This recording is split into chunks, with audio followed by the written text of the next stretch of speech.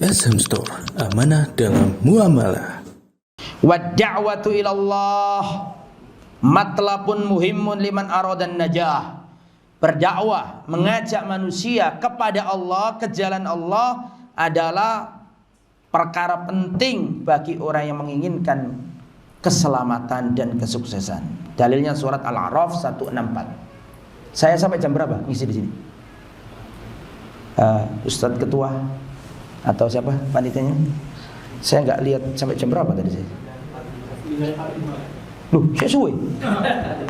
Wallah, 2 jam. Dewa tak cepat-cepat kuno ya, Bang. Taib. Nomor berapa? 6 ya tadi ya?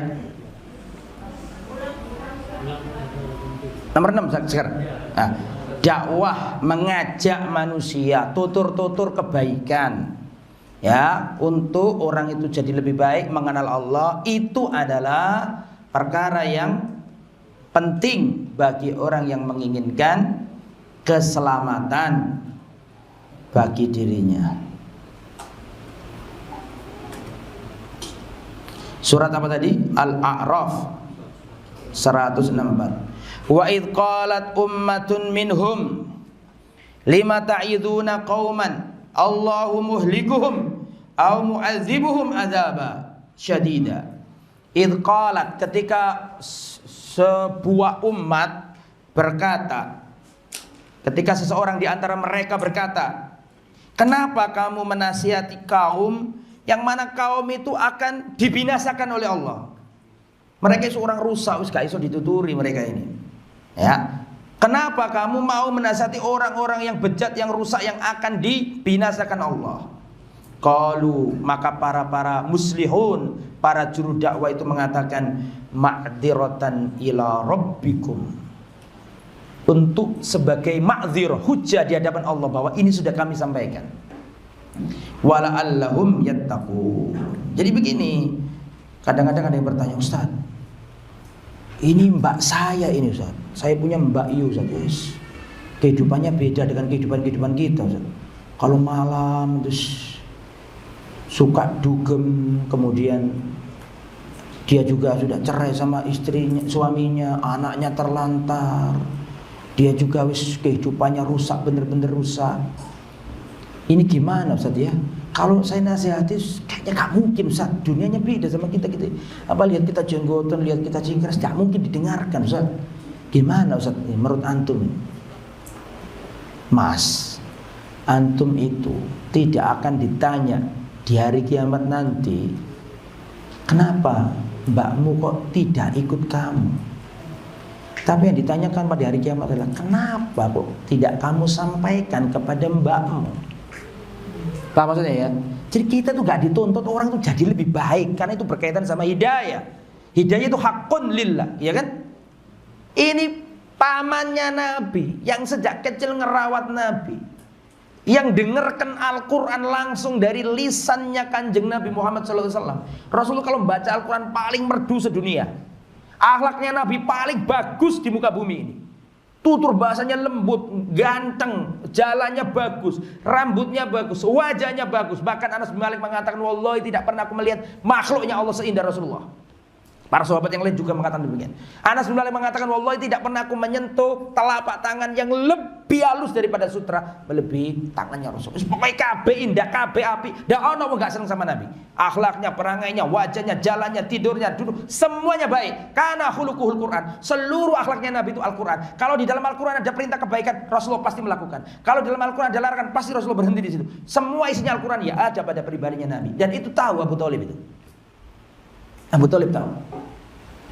Tapi ketika di akhir hayatnya hampir mati, Rasulullah terpanggil, bagaimana cara pamannya ini masuk Islam. Maka didatangi oleh Rasul, ya ammi qul la ilaha illallah kalimatun asyhadu laka biha indallahi yaumal qiyamah. Paman, ucapkan la ilaha illallah paman, sebuah kalimat yang aku akan membelamu pada hari kiamat paman. Ucapkan paman. Jadi kita gak dituntut orang itu ikut sama kita. Seandainya kita dituntut orang itu harus ikut kita, Rasulullah akan diadab oleh Allah, karena pamannya gak bisa diberi hidayah. Paham saya? Seandainya kita dituntut agar manusia mengikuti kita menjadi baik, wallahi Rasulullah kena adab. Seandainya loh, tapi kan enggak toh. Tugas kita apa? Menyampaikan. Jadi jangan a priori dan negatif thinking dulu. Sampaikan dulu. Kita nggak tahu loh jalannya hidayah itu. Jangan pernah menutup pintu hidayah dari seseorang. Kemarin saya ceritakan di tempat lain. Ada seorang perempuan, Ummu Abdillah. Dia ini ketika para sahabat diintimidasi, disiksa, dilempar kotoran, bahkan Bilal bin Rabah itu setelah setengah telanjang disuruh terlentang di padang pasir yang menganga, ditimpakan di depannya di atasnya batu besar, dipecuti, di lehernya dikasih tali, diarak sama bocah-bocah kecil keliling kota Mekah atau keliling ke lereng-lereng bukit Mekah. Dan Umayyah bin Khalaf mengatakan, terus wahai Bilal, kami senantiasa akan menyakitimu seperti ini terus sampai kamu itu murtad dari agamanya Muhammad. Tapi Bilal tetap mengatakan ahad. Terus intimidasi, Ammar punya bapak dibunuh, Ammar punya ibu Sumayyah dibunuh. Luar biasa itu penderitaannya. Akhirnya sebagian sahabat hijrah dari Mekah ke Habasyah. Di antara yang hijrah itu Ummu Abdillah sama suaminya. Sama siapa? Suami. Itu mutasallilin. Mereka itu pelan-pelan mengendap-endap, jangan sampai ketahuan orang. Karena ketahuan orang dilihat sama Umar, dilihat sama Abu Jahal. Pokoknya orang kalau masuk Islam apalagi hijrah dilihat. Kalau orang itu lemah ditunjeki sama Umar berdarah-darah, ditunjeki sama Abu Jahal berdarah-darah. Tapi kalau orangnya punya kedudukan masuk Islam kaya, dimelaratkan, diembargo supaya melarat bisnisnya. Tapi si mending nek wis gak duwe apa-apa, donyane gak duwe, bahkan budak entek sampai dia murtad temenan. Tapi nek wong sugih dimelaratno karo penduduk Quraisy. Lah Ummu Abdillah termasuk orang yang bukan kaya sama suaminya, mengendap-endap jangan sampai ketahuan Umar bin Khattab. Jangan sampai ketahuan Abu Jahal, mengendap-endap. Di tengah jalan Abu Abdillah ngomong atau suaminya ngomong, "Kamu duduk di sini. Saya butuh sesuatu yang belum terlaksana atau belum terpenuhi. Duduk sini saya lengkapi, nanti saya kembali lagi." Sambil sembunyi-sembunyi datang Umar bin Khattab. Bayang Umar bin Khattab. Singa loh Umar bin Khattab itu. Singa. Fil jahiliyah wa fil Islam. Di jahiliyah adalah singa, di Islam pun adalah singa, sama-sama singanya. Ketika tahu Umar bin Khattab, ketakutan nih wanita ini. Tapi kata wanita ini, kok saya melihat Umar pada waktu ada sesuatu yang beda. Dia mendatangi aku dan mengatakan, "Ila aina ya Ummu Abdillah?" Mau kemana wahai Ummu Abdillah? Ya kaget Umar Abdillah, tidak membentak aku, tidak menjambak aku, tidak. Tapi dia mengatakan, "Ila aina ya Ummu Abdillah?" Mau kemana Ummu Abdillah? La'allaka qad sabata. Bisa jadi kamu sudah masuk Islam. Akhirnya Ummu Abdillah terang-terangan, "Wallahi wahai Umar, kalian telah menyiksa kami, mengintimidasi kami, memukuli kami, selalu keras kepada kami. Biarkanlah kami hijrah ke negeri yang lain. Biarkanlah kami mencari bumi Allah yang lain yang kami akan menyembah Allah di bumi itu. Tolong lepaskanlah kami." Setelah itu Umar mengatakan, "Sahibakumullah, semoga Allah menyertai perjalananmu." Terus Umar pulang. Kan dia apa-apain sama Umar? Akhirnya itu kaget, gak salah tau Umar gitu. Kok ngono, beda ini. Akhirnya apa yang terjadi? Datang suaminya. Disampaikan oleh istrinya, "Hai suamiku, aku telah melihat sesuatu yang seandainya kamu gak lihat langsung kamu gak akan percaya." "Apa itu?" "Saya melihat Umar sedangkan ada wajah kesedihan dalam dirinya ketika melihat aku pergi.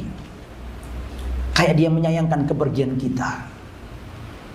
Akhirnya suaminya ngerti, bahwa ini kayaknya istriku ini dalam hatinya ada sesuatu terhadap Umar yang mengira Umar akan masuk Islam.